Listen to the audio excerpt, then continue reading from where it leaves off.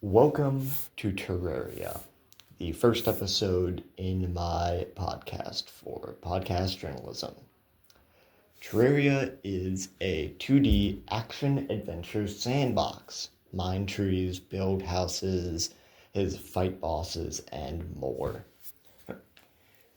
The game is best described as a procedurally generated world on every playthrough, in which you go through mostly the same actions and rely partially on luck to know how your game is going to be.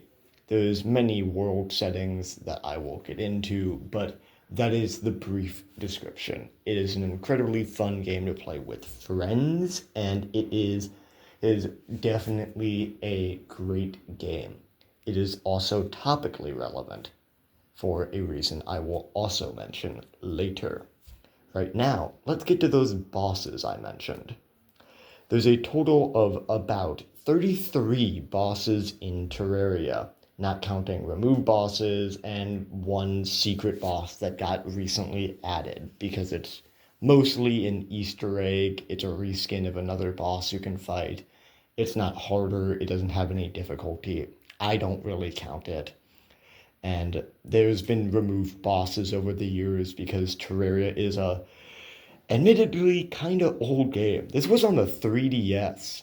There was each version of Terraria had different content.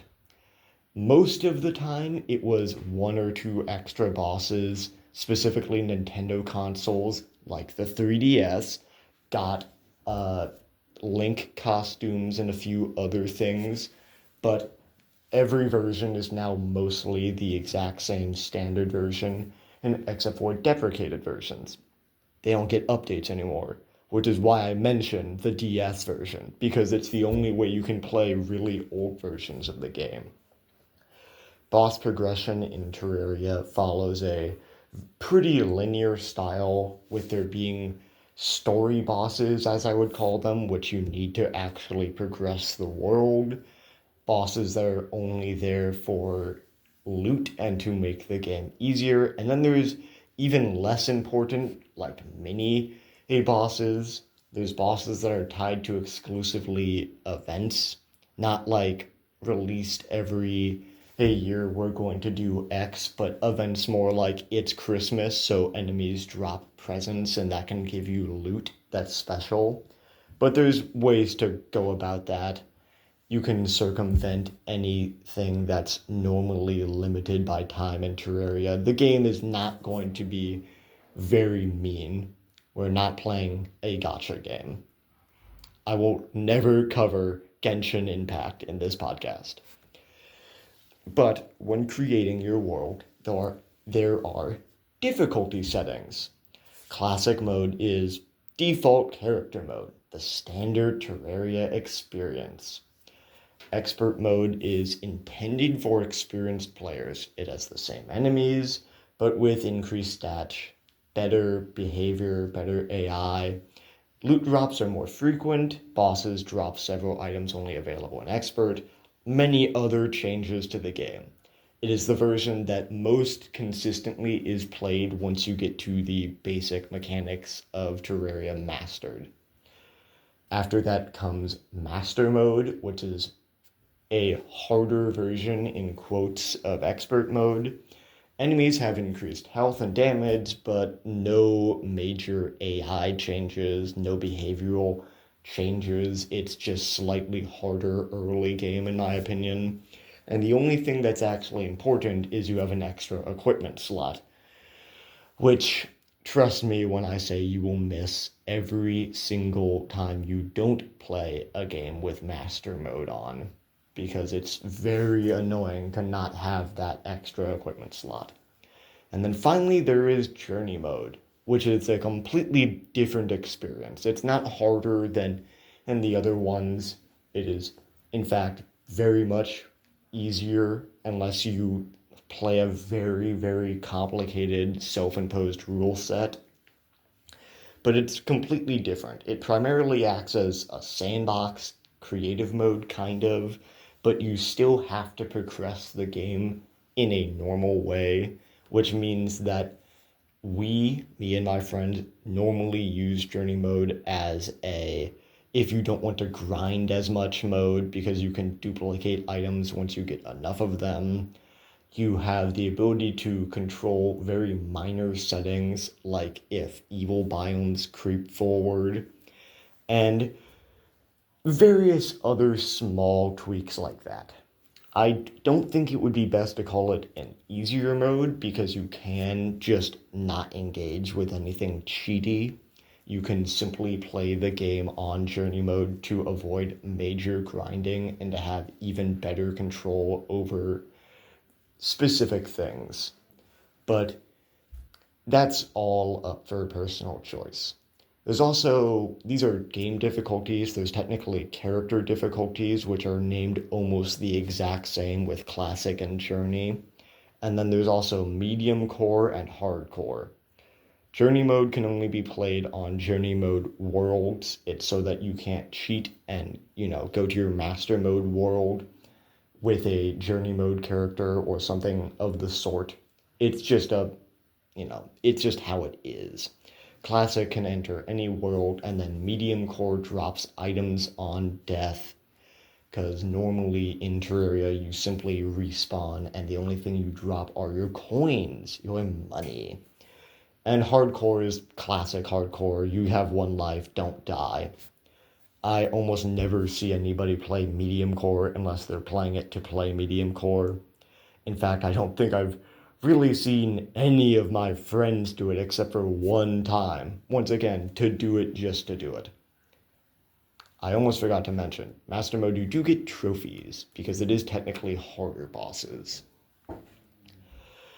The most recent news about Terraria, and to be fair, the reason I covered this game first, is its update and its final update just released. Relative a few days ago, but just released. People are still finding secrets and still trying to figure out everything that's been properly added to the game. Like, it's that new. There's been many changes. I cannot list all of them, but it changed how world generation worked because secret seeds, which were already a thing that did exist, are now very plentiful. Before, secret seeds were only really there to mess with your world generation settings and have a few challenge runs or goofy, fun runs, but now there's so many that you can mix and match and combine together that the game has completely changed, and you could undoubtedly replay the game many times over with no actual mods for the game. I I mean, I'll put it simply. It forced my entire friend group to re-enter the normally half a year Terraria phase, or once in a half year Terraria phase. Players for Terraria have been waiting, I think it's 3 full years for this update. It's been teased for a while. Undoubtedly, the main thing I also want to discuss is its mods. Terraria is a game that is very much lived by its modding fan base. Calamity is the most popular, one of the biggest mods, very fleshed out, downright massive in comparison to the base game. And once you start playing mods, it's honestly hard to go back. Not just because many quality of life mods are something you get used to, but because you get used to how progression works in modded games so much easier than you think. At least I know I do, and I'm the reviewer. But it is incredibly hard to quantify the massive amount of mods and how important they can be for Terraria. Calamity adds content to the base game that almost doubles its base content. It adds full lore, boss fights that are extremely challenging and fun, and many boss fights that come after the normal final boss of Terraria. I don't want to spoil a bunch of things because if you play any of these games, I'll try to avoid general spoilers, or at least any game with a story and a massive twist, I will definitely try to avoid. I'll give a warning. But to put it simply, Terraria mods are very fun. They completely change the way you can play the game. And I could definitely make a full other podcast on just Calamity. Not just because it would be way easier to discuss something I've played more of. I have to admit I've probably played much more Calamity than base Terraria. I simply got started with base Calamity, or with base Terraria, and then moved on to Calamity very quick. But mods for Terraria are very fun. The newest update for Calamity is coming out 3 days from now, which is one of the reasons I almost didn't make this one of the first things I covered, just because in case it would have changed so much, this might become outdated. The slideshow that is technically on the screen right now, that boss in the corner, I don't think that thing will be the same sprite as the one I've used here. It will probably look completely different. And so, of course, I can't just talk about Calamity too much, especially if I do decide to make this into a separate little podcast element. But I will definitely say thank you for listening if you chose to listen the whole time, and I will see you on Tuesday, I believe. Goodbye.